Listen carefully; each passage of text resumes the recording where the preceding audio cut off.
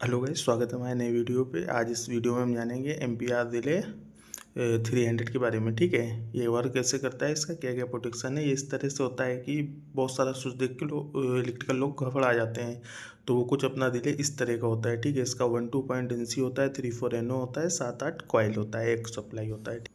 और इसमें micro switch होते हैं। ठीक है, माइक्रो स्विच मतलब आप ऐसे समझ सकते हैं, ये ऑन ऑफ करने के लिए ऑन ऑफ इनको कर सकते हैं। ठीक है, अलार्म मतलब locate route lock rotor, F earth fault, under current, single phasing overload, ये सब में हम इनको यूज करते हैं। ठीक है, इनको ऑन करना है। ये ऊपर आपको इंडिकेटर देखो दिख रहे होंगे। ठीक है, ये हर एक चीज़ की फॉल्ट का अलग अलग इंडिकेटर शो होता है। अब इनके बारे में थोड़ा जान लेते हैं। 10A, 10, 20, 30 ये क्या होता है। ठीक है, ये 6 से 3 नंबर तक के बारे में हम जानेंगे। ये जो इसमें नंबर पड़ा हुआ है ना, 1 2 3 4 5 6 आप देख रहे होंगे, 3 नंबर तक जानेंगे। ठीक है, ये क्या है और ये वर्क कैसे करता है। मोटर स्टार्ट करने में जो करंट लगता है ना अपना, उसको नॉर्मल होने पे कितना टाइम लगता है,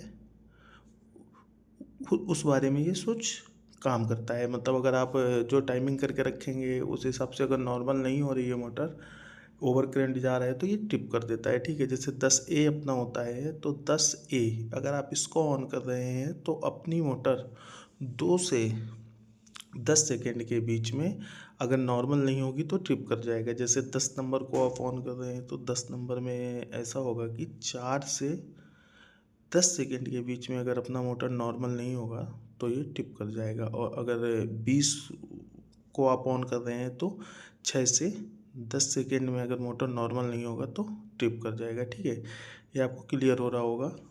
और जैसे आप 30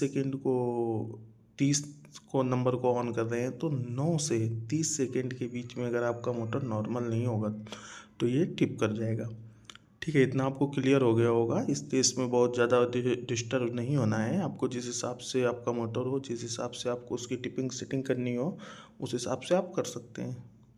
इतना आपके समझ में आया होगा कि मोटर जब हम स्टार्ट करते हैं तो अपने रेशियो से इसका जितना उसका करंट होता है, करंट रेशियो होता है, उससे कई गुना ज़्यादा ले लेता है। ये अपना डोल स्टार्टर में होता है। ठीक है, ज़्यादातर हम लोग डोल स्टार्टर, स्टार डेल्टा यही सब यूज करते हैं। ठीक है, क्योंकि VFD वगैरह हर एक कंपनी पे नहीं होता है। VFD, ये सॉफ्ट स्टार्टर, ये सब नहीं होता है। ठीक है, तो ये सेफ्टी पर्पस का एक रिले है। इनके बारे में मैं आपको और थोड़ा विस्तार से बता देता हूँ। इसका पावर और ये कंट्रोल भी बता दूंगा। ठीक है, लॉक रूटर है, अर्थ फॉल्ट है, अंडर करंट है, सिंगल फेस से ओवरलोड है, जैसा कि मैंने आपको बताया था। ये इतने तरीके से इसका पूरा ये ऊपर इंडिकेटर देता है। ठीक है, ये इनसे सबसे अपने को सिक्योरिटी देता है।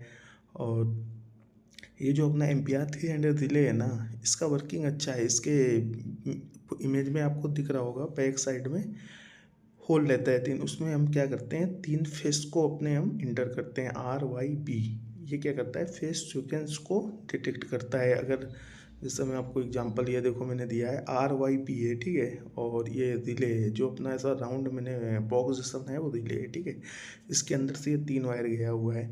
3 वायर में अगर RYB सीरियल है, अगर BYR हो गया तो ये सीक्वेंस फेस सीक्वेंस को डिटेक्ट करेगा। ठीक है, और ये मोटर को टिप कर देगा कि फेस चेंज है। इसका पावर वायरिंग समझ लेते हैं और कंट्रोल वायरिंग समझ लेते हैं। इसके बैक साइड में रिले के कुछ इस तरह का वायरिंग दिया होता है। ठीक है, अगर आपको ये पढ़ना आता है तो आप किसी भी उसका आसानी से समझ जाएंगे। हम क्या करते हैं, MCB पे डाल रहे हैं, MCB से एक कॉन्टेक्टर लगा दे रहे हैं पावर वायरिंग में, और रिले के बीच से निकाल के डायरेक्ट मोटर को दिए दे रहे। रिले के बीच से क्यों निकाल रहे, क्योंकि वो फेस सीक्वेंस को डिटेक्ट करेगा। अगर अपना फेस चेंज होगा तो वो मोटर को ऑफ करेगा। ठीक है, इतना आपको समझ में आ गया होगा। कॉन्टेक्टर MCB आपको अपने लोड के हिसाब से चॉइस करना है, कि मतलब आपका लोड कितना है उस हिसाब से सिलेक्ट करना है। ठीक है, अब इसका पावर वायरिंग देख लेते हैं। पावर वायरिंग किया हमने, R और N ले लिया, क्योंकि ये 220 वोल्ट का है। ठीक है, R और MCB में डाल दिया R और N। R को हमने क्या किया, ये थोड़ा गलत लिख दिया है, इसको थोड़ा सही कर देता हूँ। RN, मैंने R इधर कर दिया था।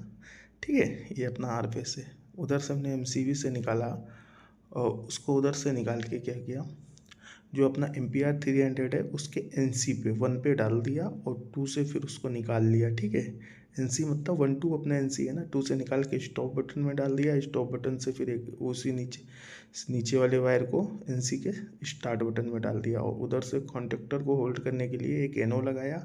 एनो को सीधे कॉइल से ज्वाइंट कर दिया कॉन्टेक्टर के, और उधर से एक वायर उठाया स्टार्ट स्विच के एनो से और वो डायरेक्ट कॉइल पे डाल दिया। ठीक है, इतना समझ में आ गया होगा।